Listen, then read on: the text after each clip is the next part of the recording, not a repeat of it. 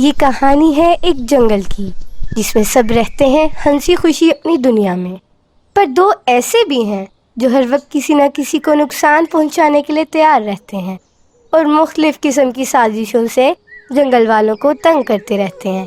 چلو بچوں، دیکھتے ہیں آج کی بہترین کہانی۔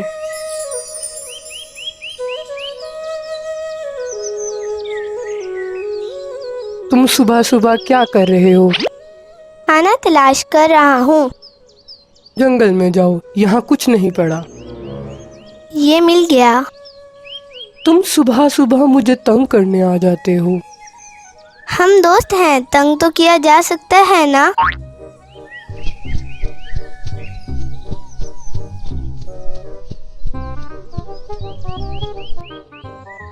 باہر آؤ، میں ہوں۔ ناشتہ کرو گے؟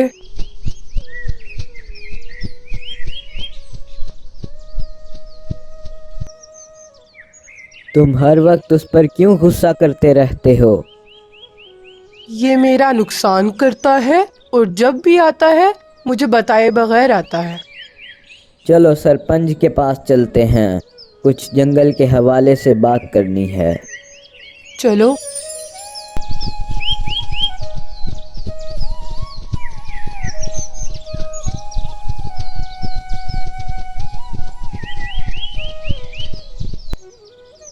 آؤ آؤ، میں آپ کا ہی انتظار کر رہا تھا۔ آپ نے بلایا تھا؟ گرمی بڑھ رہی ہے اور دریا بھی خشک ہو رہے ہیں، اس کے لیے قحط بھی ہو سکتا ہے، تو اس کا کیا اپائے نکالا جائے؟ اناج کا ذخیرہ کریں۔ ذخیرہ کرنے کے لیے ہم اکیلے کیا کر سکتے ہیں؟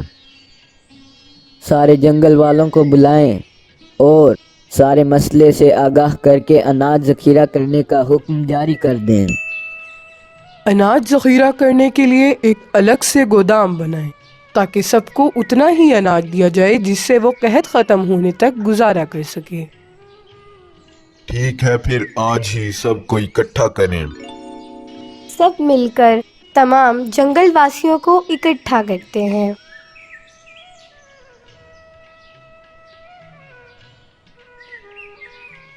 ہم سب کو کیوں بلایا گیا ہے سرپنچ صاحب؟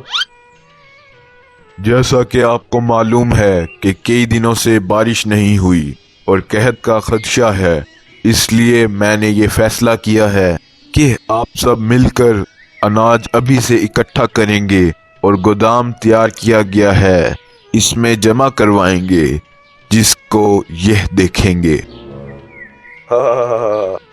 مجھے لگتا ہے کہ سرپنچ صاحب کے لیے کھانا کم پڑ گیا ہے جو ہم سب سے منگوانا چاہ رہے ہیں۔ مجھے لگتا ہے کہ سرپنچ صاحب میں اب شکار کرنے کی طاقت نہیں رہی۔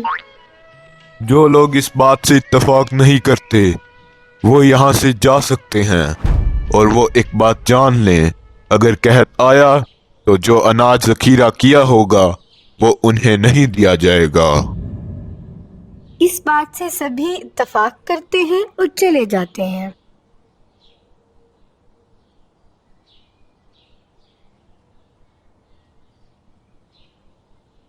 اگلے دن اناج ذخیرہ ہونا شروع ہو جاتا ہے۔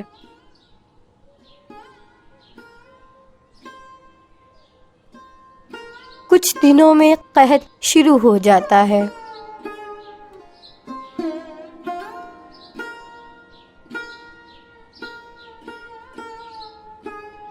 سرکار، سرپنچ صاحب نے ٹھیک ہی کہا تھا، قحط کی وجہ سے سب کچھ اجڑ گیا ہے، کہیں بھی کھانا نہیں ہے اور انہوں نے ذخیرہ کیا ہوا تھا، آرام سے کھا رہے ہیں۔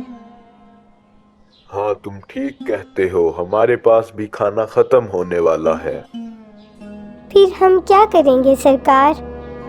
تھوڑے دنوں میں ان کا کھانا ختم ہو جاتا ہے اور ان کا چلنا پھرنا محال ہو جاتا ہے، اور دوسری طرف جنگل کے سارے پرندے صبر سے تھوڑے تھوڑے اناج پر گزارا کر رہے ہوتے ہیں۔ سرکار، اب تو ہم مر جائیں گے اگر ہمیں کھانا نہ ملا تو۔ چلو ایک کام کرتے ہیں، تم جاؤ जो गोदाम पर नजर रखे हुए हैं उन पर नजर रखो, हम सारा खाना चुरा लेंगे। वो गोदाम पर नजर रखने लग जाती है और रात हो जाती है।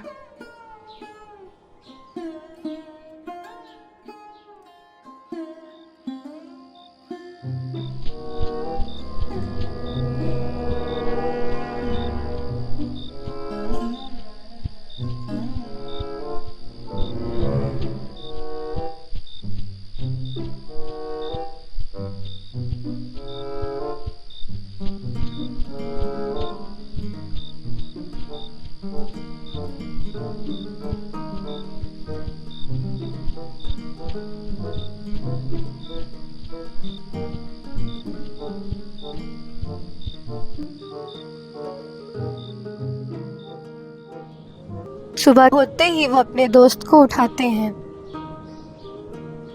क्या हो गया है जो तुम इस तरह चिल्ला रहे हो? सारा अनाज गायब है।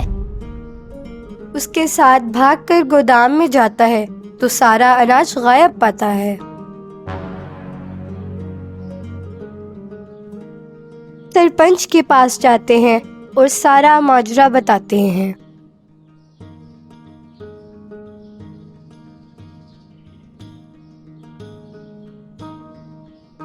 मुझे पता है ये सब किसने किया है। सरपंच उन दोनों को हुक्म देता है। जाओ देख कर आओ वो दोनों कहाँ और क्या कर रहे हैं। चिड़िया जाती है और देखती है। चिड़िया सरपंच के पास आती है और कहती है, वो काली घाटी में दिखे मुझे और कुछ खा भी रहे थे, जबकि मुझे जंगल वालों ने बताया था कि उनके पास अनाज नहीं है। तुम हमें वहाँ ले चलो। सरपंच और दूसरे परिंदे वहां जाते हैं और उन्हें जाकर पकड़ लेते हैं और दोनों को अदालत में पेश किया जाता है। तुम लोगों ने जंगल वालों के अनाज को चोरी करने की जुर्रत कैसे की? तुम्हें इसकी कड़ी से कड़ी सजा दी जाएगी। सरपंच साहब, आप ठीक थे। कहत की वजह से भूख से बुरा हाल था तो हमने ये किया। ये ठीक कह रही है सरपंच साहब। तुम दोनों को जंगल से निकाला जाता है। सरपंच साहब, इन्होंने अपनी जान बचाने के लिए किया है, इनको माफ कर दो। उनके दूसरे साथी भी सरपंच से दरख्वास्त करते हैं। ठीक है, मैं इनको जंगल से बाहर नहीं निकालता, पर इनको कोई खाना नहीं दिया जाएगा और तुम मेरी नजरों से दूर हो जाओ। इसी तरह वो दोनों भी सरपंच से माफी मांग लेते हैं। शुक्रिया सरपंच साहब, हम दोनों ही अपने किए पर बहुत शर्मिंदा हैं और आइंदा सारे जंगल वालों के साथ मिलकर काम करेंगे और भलाई का साथ देंगे।